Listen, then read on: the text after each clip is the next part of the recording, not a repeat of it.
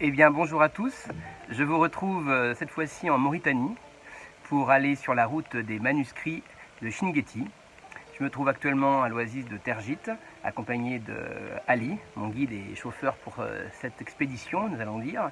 Je voudrais d'abord remercier tous ceux qui ont eu la gentillesse de regarder la vidéo sur la route des Mursis pour mon périple en Éthiopie. Je salue encore d'ailleurs Ayou, notre guide, à cette occasion. Et cette fois-ci, donc la Mauritanie, pour un voyage au nord-est de Nouakchott, en espérant que ces images puissent vous faire un peu voyager et vous faire découvrir un autre univers. Voilà. Bon film.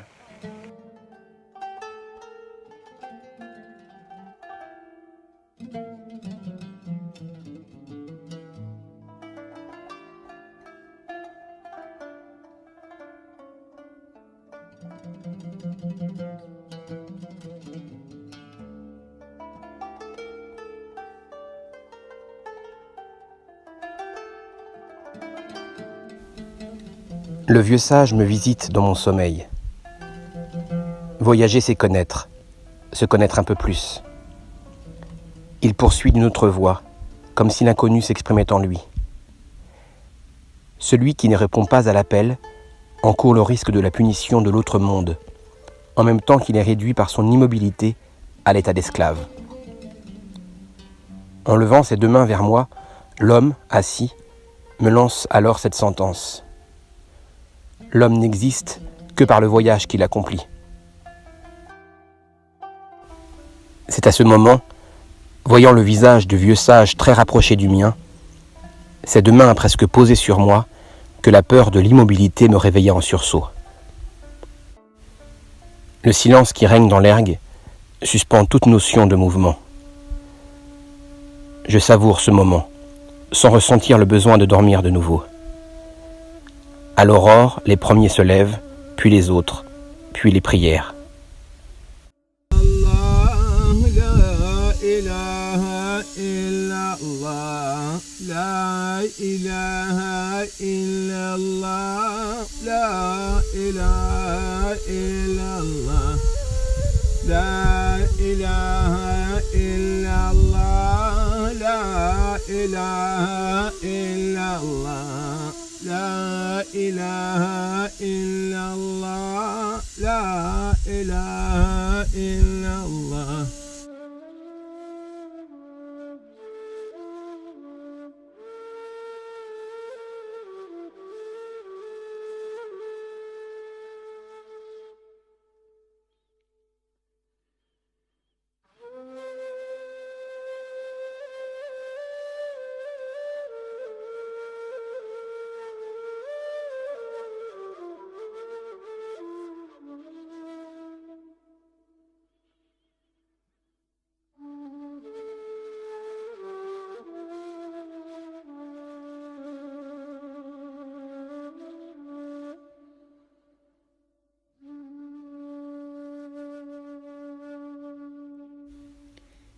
J'ai trouvé une forme de paix dans le voyage, et il m'apparaît d'ailleurs très souvent, en étant sur la route, ne plus être de ce monde.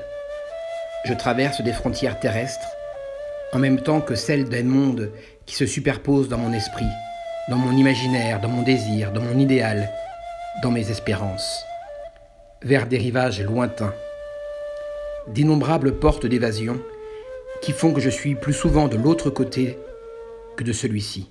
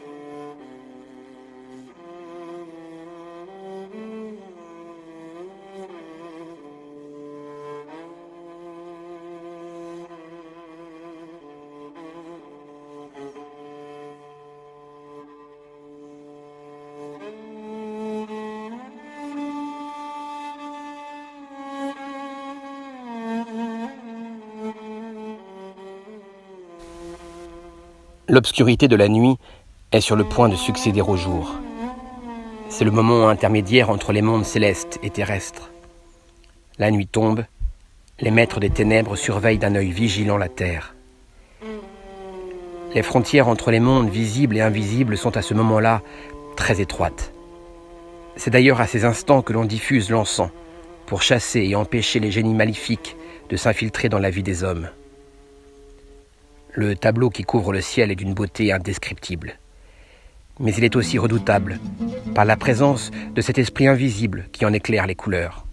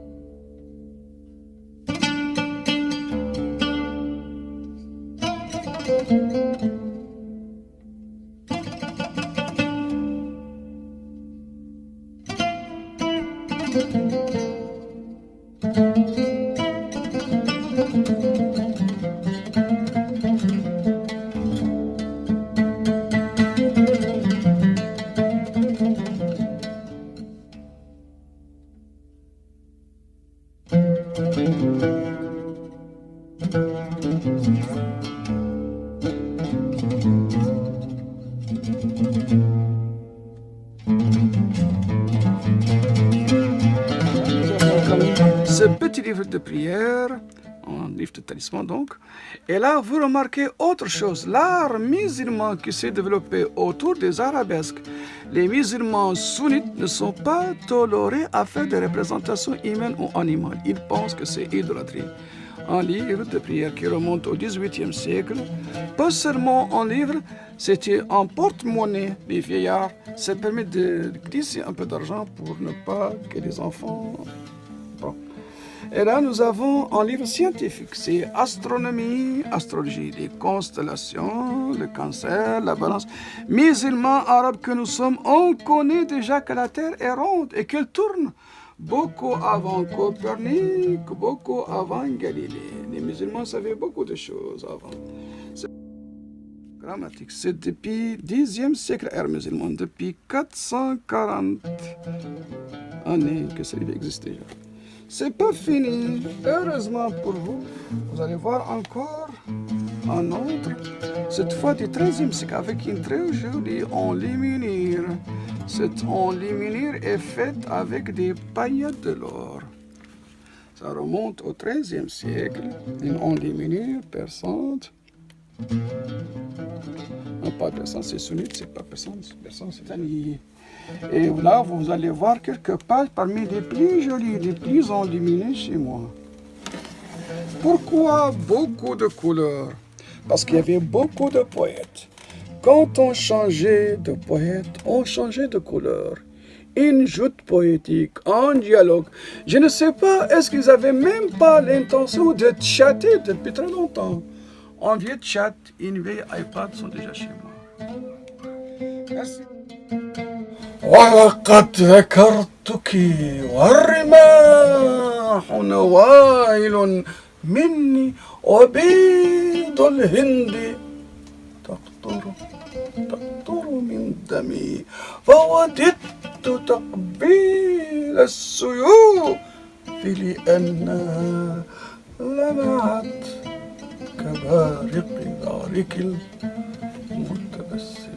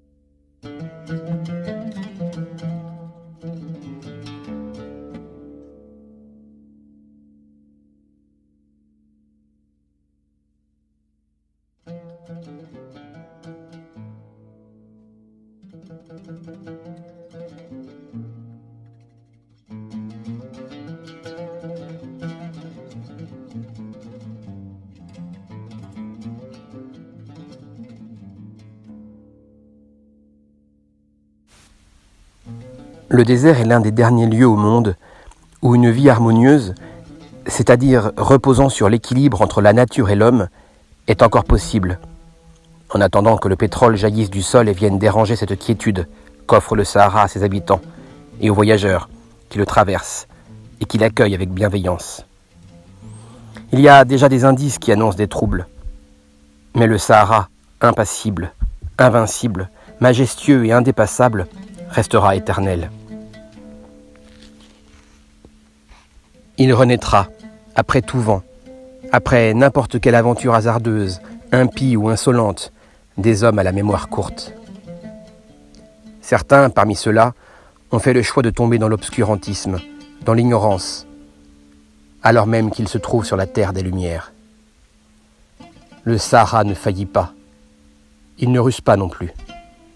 Le grand désert aura toujours le dernier mot. Il est seul juge du temps et des actes qu'il imprime impassiblement. Il reprendra ses droits au moment voulu.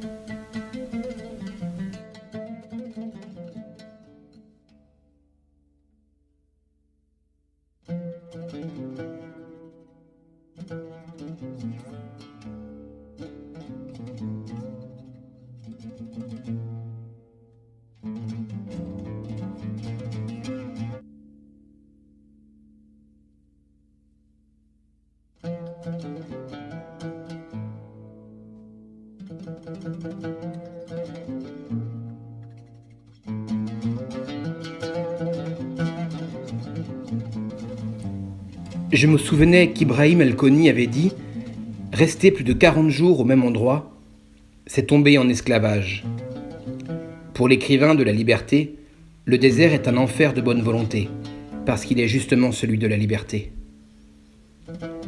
J'ai alors aujourd'hui droit à la liberté, au sens alconien. Plus tu t'enfonces dans le désert, plus tu es libre. Et je m'enfonce sans me poser trop de questions sur ce que je laisse derrière moi et ce que je vais trouver devant. Seul le destin guide les pas que nous décidons d'accomplir.